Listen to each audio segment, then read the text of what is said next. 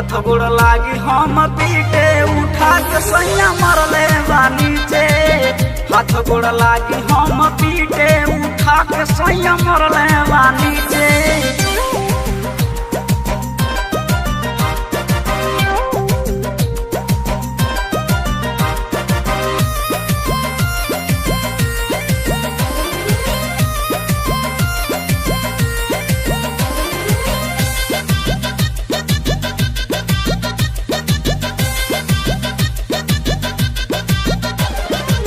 दर्द कलाई करे बखत का पार बा ओठ के मारे सखी ऐसन भतार बा ऐसन भतार बा ऐसन भतार बा।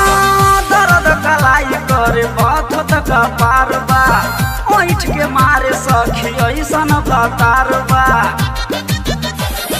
राखेला ध्यान हमरा पीछे बहिया पकड़ के लागेला खींचे। राखेला ध्यान हमरा पीछे बहिया पकड़ के लागेला खींचे। हाथ गोड़ लागी हम पीटे उठा के सैया मरले बा नीचे। हाथ गोड़ लागी हम पीटे उठा के सैया मरले बा नीचे।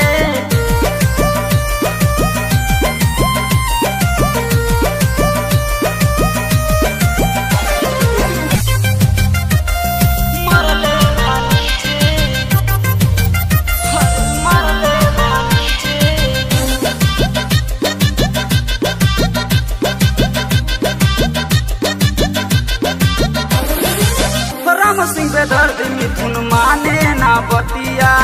शंभु आशीष अभय सुनल ना विपतिया। सुनल ना विपतिया। हाँ राम सिंह पे दर्द सरोज माने ना बतिया।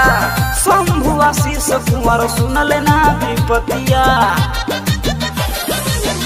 शिव शरण हमार ढीठे पकड़ के साड़ी कमर से खींचे। शिव शरण हमार ढीठे पकड़ के साड़ी कमर से खींचे।